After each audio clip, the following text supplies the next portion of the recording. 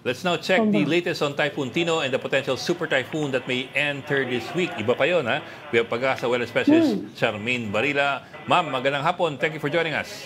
Yes, magandang hapon po, ma'am and sir. Sa lahat po ng ating mga tagapakinig at narito pong ulat sa lagay ng panahon. Si Bagyong Tino nga ay nagkaroon na ng ikalimang landfall kaninang 1:20 p.m. dito sa may Iloilo City, Iloilo. At sa ngayon, patuloy na nga nitong tinatahak ang Iloilo Strait at maaari na nga itong makalabas ng kalupaan ng Western Visayas mamayang gabi at maaaring dumaan nga ito dito sa may parte ng northern parts ng Palawan bago ito tuluyang makarating ng West Philippine Sea bukas ng umaga. At tatahakin pa nito ang karagatan ng West Philippine Sea hilagang kanluran hanggang sa makalabas nga ng ating Philippine Area of Responsibility ng madaling araw ng Huwebes. At sa kasalukuyan, nakataas pa rin yung ating wind signal number 4 dito sa may Cuyo Islands, central and southern portions ng Antique, central and southern portions ng Iloilo, maging sa may Guimaras. Signal number 3 naman, ang nakataas sa northernmost portion ng Palawan, including Calamian Islands, rest of Antique, including Caluya Islands, Aklan, Capiz, rest of Iloilo, northern and central portions ng Negros Occidental, northern portions ng Negros Oriental. Signal number 2 naman ang nakataas sa may southwestern portion ng Masbate, southern portion ng Oriental Mindoro, southern portion ng Occidental Mindoro, southern portion ng Romblon, maging ang northern portion ng Palawan including Cagayancillo Islands, Cebu including Bantayan Islands, northwestern portion ng Bohol, central portion ng Negros Oriental, rest of Negros Occidental. At signal number 1 naman sa may southern portion ng Quezon, southern portion ng Marinduque, rest of Oriental Mindoro, northern and central portion ng Occidental Mindoro, rest of Romblon, southern portion ng Albay, western and southern portions ng Sorsogon, rest of Masbate including Burias at Ticao Islands, and central portions ng Palawan, western portion ng Northern Samar, western portion ng Samar, maging ang Biliran, Leyte, northern and western portions ng southern Leyte, rest of Bohol, rest of Negros, Oriental, and Siquijor.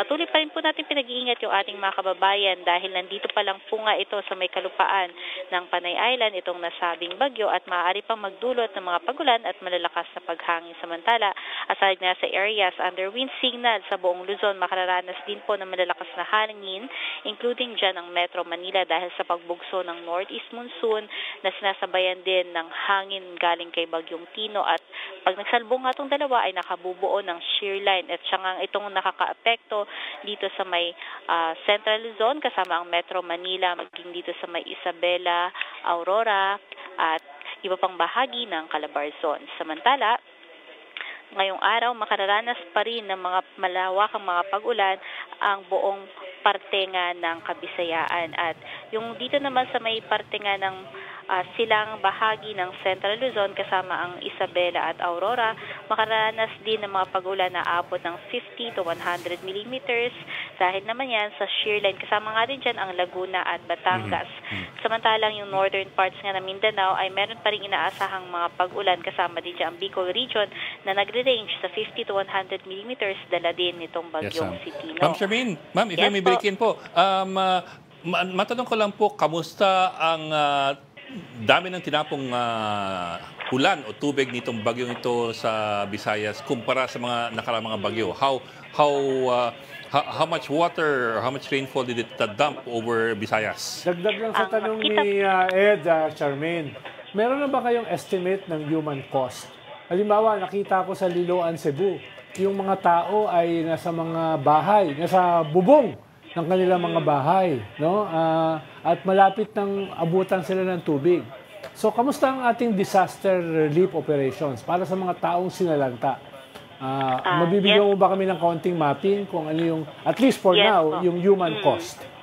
Yes po. Sa ngayon po, ang latest nga po natin ay unfortunately, meron tayong 2 casualty and possibly na may mga additional reports po as this typhoon ay makalayo na dahil sa ngayon ay ongoing pa rin nga yung ating mga rescue operations and pati yung mga clearing operations sa iba't ibang lugar na nalampasan na nga nitong si Bagyong si Tino.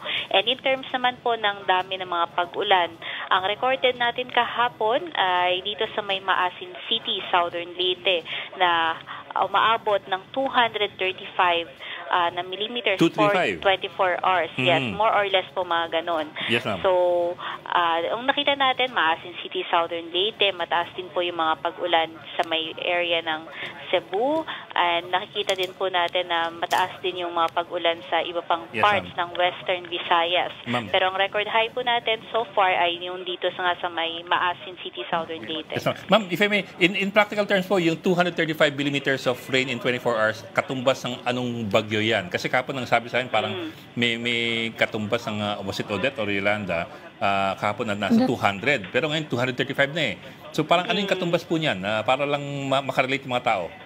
Yung pinaka-familiar po na naging bagyo is si Yolanda, no?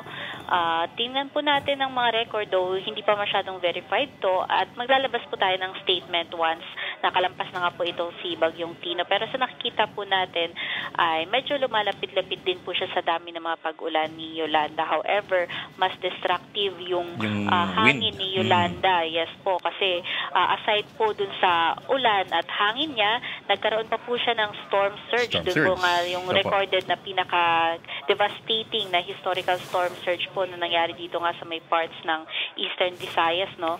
And so far naman po dito kay Tino ay wala naman pong na record na storm surge, no? Wala pa naman po tayo nare-report na mga storm surge na nangyari upon entry niya sa land point ng ating kapuluan. Si Ami. Pero Miss Barila, ang sabi nung iba, lalo sa bandang Cebu, no? Sabi nila parang reminiscent daw of yung Ondoy. Parang sandaling-sandali lang, ang lakas-lakas daw ng ulan, biglang-bigla. Kaya ganyan, ang dami-daming ang taas-taas kagad ng tubig, saka medyo mabagal siyang bumaba. Tama ba yung sinabi nila na within a short span, ang lakas-lakas ng ulan? Accurate ba yung perception nila? Yes po, at tama po yun. Kasi kung titingnan nga natin po din sa satellite, no, yung itsura niya, parang nakakompress, malapit sa sentro. Tapos, yung diametro nga po niya, simula nung nag-landfall siya up until ngayon, ay almost nandun pa rin sa within 300 kilometer or radius niya, rather, ay 300 kilometer. Ibig sabihin, mas compact siya as compared nga dun sa mga nakaraang bagyo na umaabot po ng 1,000 kilometers something yung diametro natin. Kaya pagpatak nung mata ng bagyo dun sa area nyo ay biglaan talagang lakas ng mga pag-ulan. Gayun din, dahil nga yung pagkilos nito, no, nung nandito siya sa kalupaan, nag-range ng 20 to 30 kilometers per hour, ay may bahagyang kabilisan po yun, or bumagal lang saglit, mga 25-20, pero comparatively ay mabilis pa rin po yun. So, kumbaga, bigla ang bugso, tapos pagkadaan sa area, mawawala na agad yung mga pag-ulan. Ganun po yung nangyari. Ma'am Charmaine, may pangalawa pang weather system na paparating eh. Siuwan. Oo. Tapos mukhang mas malakas siya kasi kung 180 ngayon, ito 185 ang projected winds niya. Tell us about it. And anong likelihood na lalakas pa itong pangalawang bagyo at tatatama sa atin? At Charmaine, may connection ba yung buwan na ito sa mga malalakas na bagyo? Dahil yung Yolanda, November din nangyari. No? Kaya talaga bang itong November ay yung new typhoon season? Dati kasi kwan yan July. July. July, August po ang recorded natin. Pero ngayon, parang November ang tama, no? So actually po, nagva-vary po naman yan. Depende kasi minsan may taon na meron tayong La Nina, El Nino, or may taon pa minsan na humahabol yung mga bagyo sa second half, mga ganyan po.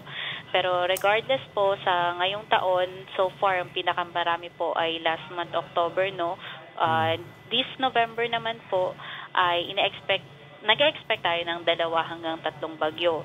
So, pangalawa na nga kung sakali itong si Bagyong Uwan. Tapos, sa nakikita po natin, tama po kayo, maaari po siyang umabot ng super typhoon category. And ina-expect nga po na yung pagpasok niya dito sa PAR by Friday evening or Saturday early morning or madaling araw. And then, initially, ang track na nakikita ng mga models natin, worst case scenario ay maaari itong dumaan dito sa may parte ng northern Luzon. And may mga scenario naman po na nagpapakita, however, na pwede itong mag-recurve. So, kumbaga, initially, ang tatahakin niya pa northwestward, tapos re-recurve or iikot papunta ng northeastward. Charmaine, wala bang parating na bagyo sa November 16, 17, 18? Wala akong sa naisip na November hiwatig para 16, madalang 17. madalang jacket tsaka payong yung sasama sa rally, di ba? Yun ang mga Malayo pa, concern ko. malayo pa yun. Papasok pa ng par yun. Dito pa lang, oh. So, posible pa rin po kasi may pinapakita na ating tropical cyclone threat potential na pwedeng isang low pressure area. Pero sa ngayon po, mukhang mas maganda na mag-focus po tayo dito sa kay po muna, Tino, at kay Uwan dahil ito pa po muna yung Natatawa si marami Ma'am. na pa po to. Ikaw kasi Ed eh. Pero sana Miss po Barila, ay... Masyado kang na-enhance siya ngayon ng forward-looking Meron eh. na bang La Nina? Si Ed kasi, iniisip Enhanced ka ba agad siya ng yung La may bagyo Nina? sa 16, 17, 18 eh. Sa ngayon po, sa La Nina ay under La Nina alert pa rin po tayo. Ibig po sabihin nito ay nagkakaroon na po ng paglamig dito sa may Central Monday. Pacific ng ating karagatan. Yes. So, may mga studies po tayo na papakita na ganitong kapag nagkaka-La Nina or a La Nina alert nga ay merong May sagot mas ako sa inyo. dumadami daw po yung circulation or yung mga ito nga yung mga tropical depression or mga bagyo, low pressure area dito sa bansa natin. Pero kailangan pa po ito ng mga masusing mga pag-aaral. Tsaka paalala lang natin, what do you mean exactly kapag super typhoon? Ano yung pwede nating asahan by way of, salimbawa, sa wind speed o kaya sa rainfall, ano po yung pwede nating asahan? Yes po. Kasi si Yolanda noon, super typhoon eh. Pero, super typhoon na yata yun. So, una po, ang wind speed natin, o ang wind signal natin rather, ay, ang sinusukat po nito ay hangin. Ngayon po kasi, in terms sa mga pag-ulan, kada bagyo, iba-iba po yung parang nagiging characteristic niya in terms sa mga pag-ulan. May mga bagyo po na kahit nasa tropical depression lamang ay malawak na yung circulation at maramihan yung mga pag-ulan. Nakita po natin ito nung nakaraan. Meron naman po yung mga bagyo na katulad nga nitong si Tino na maliit lang pero malakas yung hangin tapos yung mga kaulapan nakapokus malapit sa sentro niya.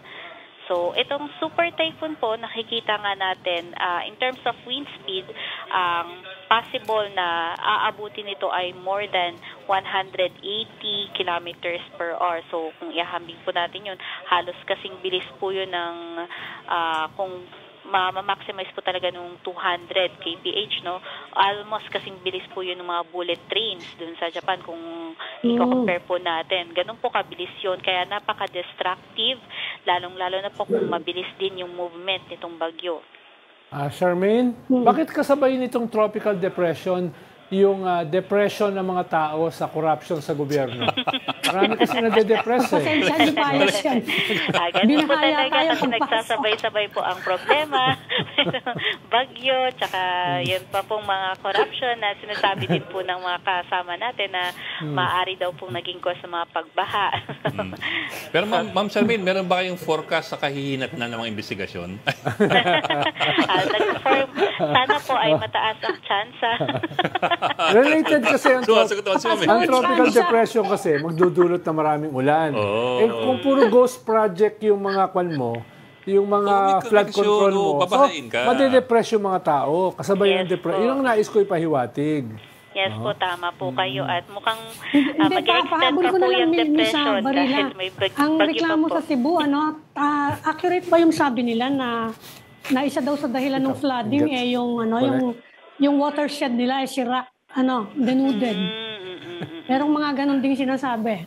Opo, lalo po kasi pag mga watershed, kailangan po talaga maayos yung mga structures dyan kasi kumbaga ipunan po yan ng tubig. Yung mga areas po talaga na malapit dyan, delikado kasi kapag biglang nag-swell, yung mga ilog na malapit po dyan ay mabilis lang po yung pagtaas ng tubig.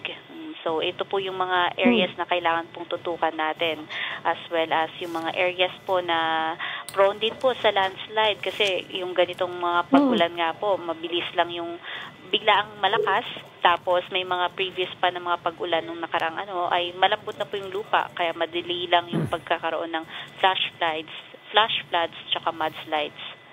Ma'am, kung sakaling kailangan niyo po ng kailangan namin ng isa pang political heckler, pwede na kayo.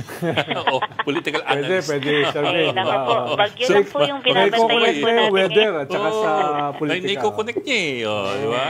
Ang in-audit lang po natin ngayon ay yung dami ng mga pag-ulan, yung dami po ng kaperahan ay labas na po sa ating. Diba? Magaling si ma'am. Ingat ka, Charmaine. Baka kunin ka ng Philippine Star. No? Sige po, maraming salamat. Dito kasi sa Soricom, pro bono ito. Dito. Sige po, maraming salamat. Thank you, ma'am. Salamat, Si Charmaine. Ma'am Thank you. Charmaine Barila ng Pag-asa.